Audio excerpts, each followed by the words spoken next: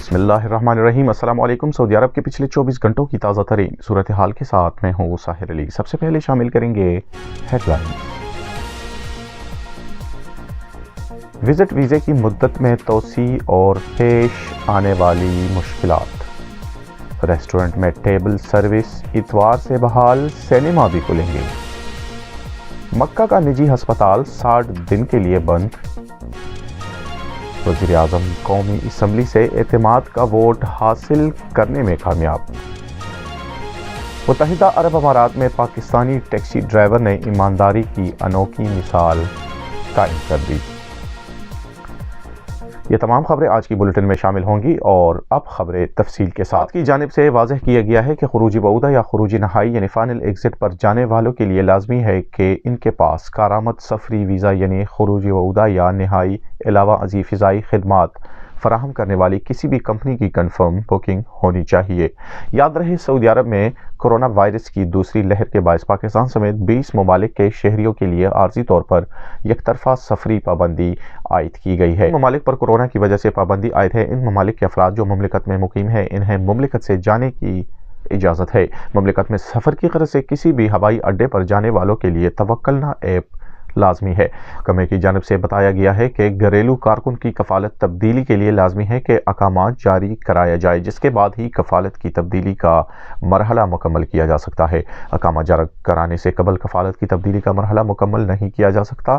Visit ویزے پر مملکت میں موجود افراد کے ویزے کی مدت میں توسیع کے بارے میں پیش آنے والی مشکلات کے حوالے سے جوازات کے ابشر پورٹل پر کہا گیا ہے کہ اگر کسی کو ابشر کے ذریعے وزٹ ویزے کی مدت میں توسیع کرانے میں کسی قسم کی مشکل صورتحال کا سامنا ہے تو انہیں چاہیے کہ وہ ابشر کی سروس رسائل والطلبات کے آپشن کو استعمال کرتے ہوئے وہاں اپنا مسئلہ درج کرائے۔ یاد رہے، ابشر کی سروس رسائل والطلبات کورونا کرفیو اور لاک ڈاؤن کے دوران کافی فعال رہی تھی، کیونکہ مملکت میں کرفیو کی وجہ سے لوگ جوازات کے دفتر نہیں جا سکتے تھے۔ اس لیے جوازات کی جانب سے لوگوں کو ان کے گھروں پر ہی یہ سہولت فراہم کی گئی تھی کہ وہ ایسے سرکاری معاملات جن کی انجام دہی کے لیے دفتر آنا ضروری ہوتا ہے، ان کو وہ اپنے ابشر اکاؤنٹ کے ذریعے انجام دے سکے۔ بعض معاملات ابشر کے خودکار سسٹم سے انجام نہیں دیا جا سکتے اور ان کے لیے انسانی مداخلت ضروری ہوتی ہے، اس لیے ابشر پورٹل پر رسائل والطلبات کی سروس شروع کی گئی تاکہ لوگوں کے مسائل جلد از جلد حل کیے جائے۔ یہاں پر خبر شامل کر رہے ہیں، ریسٹورنٹ میں ٹیبل سروس کے حوالے سے اتوار کے روز سے سروس بحال کر دی گئی ہے اور سینما بھی کھول دیے گئے ہیں۔ سعودی وزارت داخلہ نے بیان میں کہا ہے کہ اتوار 7 مارچ سے کورونا SOPs کے تحت لگائی گئی پابندیوں میں توسیع نہیں کی جائے گی۔ ریسٹوران اور قہوہ خانوں میں ٹیبل سروس بحال کی جا رہی ہے، جبکہ سینما، جم اور سپورٹس سینٹرز کھولنے کا فیصلہ بھی کیا گیا ہے۔ سرکاری خیبر رساں ایجنسی SPA نے وزارت داخلہ بیان میں کہا ہے کہ سماجی تقریبات میں زیادہ سے زیادہ 20 افراد شرکت کر سکیں گے۔ وزارت داخلہ نے یہ بھی کہا کہ آئندہ مرحلے میں ماسک اور سماجی فاصلے جیسی پابندیوں پر عمل درآمد یقینی بنانے کے لیے چابے بڑھا دیے گئے ہیں۔ بیان میں کہا گیا ہے کہ قبرستانوں میں نماز جنازہ کے اوقات کی پابندی جاری رکھی جائے گی۔ وزارت داخلہ کا مزید کہنا ہے کہ 3 اور 14 فروری کے جاری کردہ وضاحتی بیان میں جن حفاظتی اقدامات کا فیصلہ کیا گیا تھا، اب ان میں کوئی توسیع نہیں ہوگی۔ سابقہ دونوں بیانات کے تحت تمام تفریحی پروگراموں اور سرگرمیوں کو معطل کر دیا گیا تھا۔ سنیما گھر، انڈور تفریحی مراکز اور گیم سینٹرز، نیز ریسٹورنٹ، قہوہ خانوں اور شاپنگ سینٹرز میں موجود تفریحی سرگرمیوں پر پابندی لگائی گئی تھی۔ بیان میں کہا گیا ہے کہ اتوار 7 مارچ سے ان پابندیوں میں توسیع نہ کرنے کا فیصلہ بھی کیا گیا ہے، تاہم کئی سرگرمیوں سے اس سے مستثنیٰ کر دیا گیا ہے۔ بیان کے مطابق ہر طرح کی تقریبات اور سماجی پروگرام معطل رہیں گے۔ شادی کی تقریبات، کمپنیوں کے پروگرام پر پابندی برقرار رہے گی۔ شادی گھروں یا ہوٹلوں کے ماتحت تقریبات بحال، استراحات اور اس مقصد کے لیے لگائے جانے والے خیموں میں بھی کوئی پروگرام نہیں ہوگا۔ یہاں پر ایک اور خبر شامل کر رہے ہیں، مکہ کا نجی ہسپتال 60 دن کے لیے بند کر دیا گیا۔ سعودی عرب میں محکمہ صحت مکہ مکرمہ نے نجی ہسپتال 60 دن کے لیے بند کر دیا۔ محکمہ صحت کی ٹیم نے اچانک چھاپہ مارا تھا، جس میں سنگین خلاف ورزیاں ریکارڈ پر آئی تھی۔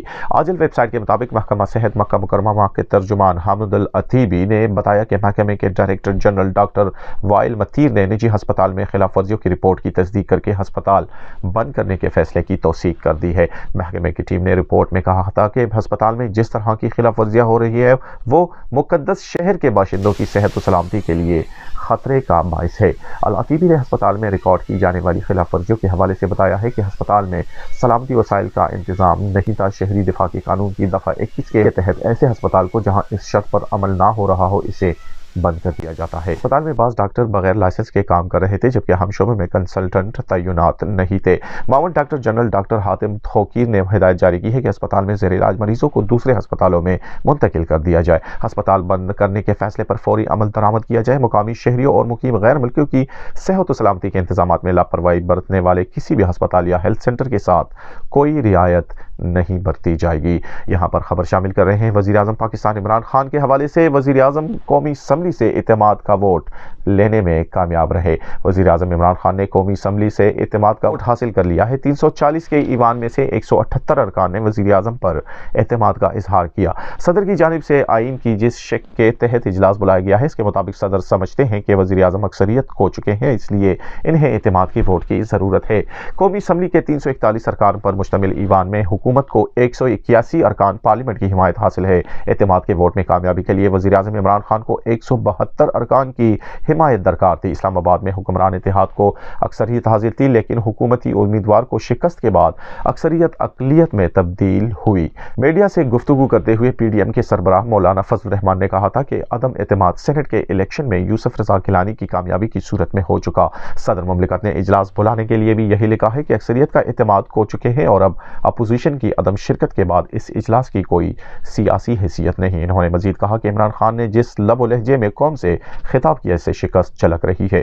عمران خان کے بقول سینٹ الیکشن میں بولی لگی ہے اور وہ اپنی پارٹی کے ارکان کو بکاؤ مال کہہ رہے ہیں اور وہ اعتماد کا ووٹ لیں گے تو ان اراکین کا ووٹ بھی شامل ہوگا جن کو وہ بکاؤ مال کہتے رہے۔ انہوں نے اعلان کیا کہ کل قومی اسمبلی کے اجلاس میں اپوزیشن کا کوئی رکن اجلاس میں نہیں آئے گا۔ یہاں پر مزید خبریں شامل کر رہے ہیں۔ کویت میں کرفیو خلاف ورزی کرنے پر 10,000 دینار جرمانہ یا قید کی سزا دیے جانے کا فیصلہ کیا ہے۔ کرفیو توڑنے والوں کے خلاف سخت جرمانوں کا فیصلہ کیا گیا ہے۔ کرفیو خلاف ورزی کرنے پر 10,000 دینار تک جرمانہ یا قید کی سزا دی جا سکتی ہے۔ تفصیلات کے مطابق وزارت داخلہ نے پولیس فورس کے تعاون سے نیشنل گارڈ اور وزارت دفاع کے ساتھ مل کر ملک بھر میں کرفیو نافذ کرنے کا منصوبہ تیار کیا ہے۔ تاہم ملک کے تمام علاقوں میں آبادی کے حساب سے سیکیورٹی سیکٹرز تقسیم کیے جائیں گے تاکہ شہریوں اور غیر ملکیوں پر قابو پایا جا سکے۔ کرفیو کے دوران جن لوگوں کے پاس اجازت نامہ ہوگا صرف وہی باہر نکلنے کے مجاز ہوں گے اور اجازت نامے کی خلاف ورزی کرنے والوں کے اجازت نامے منسوخ کر دیے جائیں گے اور کرفیو توڑنے کا مقدمہ درج کرتے ہوئے ان کے خلاف قانونی اقدامات اٹھائے جائیں گے۔ روزنامہ الرائے کے مطابق مریض بکنگ کے ذریعے صحت مراکز تک رسائی حاصل کر سکیں گے جہاں بار کوڈ اسکین کیے جائیں گے۔ کرفیو کے اوقات میں کویتی شہریوں اور غیر ملکیوں کو گھومنے پھرنے کی اجازت نہیں ہوگی اور نہ ہی دوران کرفیو سائیکلوں کے استعمال کی اجازت ہوگی۔ خبر دے رہے ہیں آپ کو متحدہ عرب امارات میں پاکستانی ٹیکسی ڈرائیور نے ایمانداری کی انوکھی مثال قائم کر دی ہے۔ دبئی میں ٹرانسپورٹ کا انتہائی بہترین اور جدید ترین نظام نافذ ہے، اسی وجہ سے لوگوں کی ایک بڑی گنتی ٹرانسپورٹ اتھارٹی کے زیر انتظام ٹیکسیوں میں سفر کرتی ہے۔ دبئی میں ٹیکسی چلانے والے ڈرائیور نے پاکستانیوں کی گنتی بہت زیادہ ہے جس کی محنت اور فرزشناسی کی سبھی قائل ہے۔ ایک پاکستانی ٹیکسی ڈرائیور کا اس وقت دبئی بھر میں چرچا ہو رہا ہے جس نے ایک مسافر کی جانب سے ٹیکسی میں ہی بھول جانے والی 9 لاکھ درہم پاکستانی کرنسی میں تقریباً 3 کروڑ 70 لاکھ روپے کی رقم سے بڑا بیگ پولیس کے حوالے کر دیا۔ کریم ٹیکسی چلانے والے پاکستانی محمد عرفان ولد محمد رفیق کی اس ایمانداری اور فرض شناسی پر مقامی میڈیا بھی اس کی خوب تعریف ہو رہی ہے۔ محمد عرفان کی ٹیکسی میں ایک مسافر سوار ہوا جو کچھ دیر بعد اپنی منزل آنے پر اتر گیا اور کچھ وقت کے بعد اچانک محمد عرفان کی نظر پچھلی سیٹ پر رکھے اس بیگ پر پڑی تو اسے اندازہ ہوا کہ یہ تھوڑی دیر پہلے گاڑی میں سوار شخص کا ہوگا۔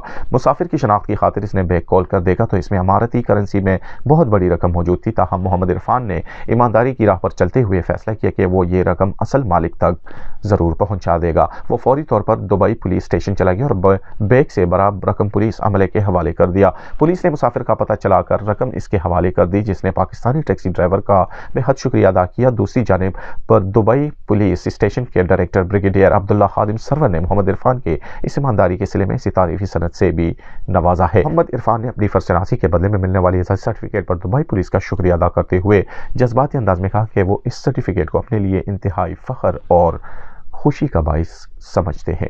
آج کے لیے سعودی اپڈیٹس میں اتنا ہی۔ اگلی بلیٹن تک اجازت دیجیے۔ اللہ حافظ۔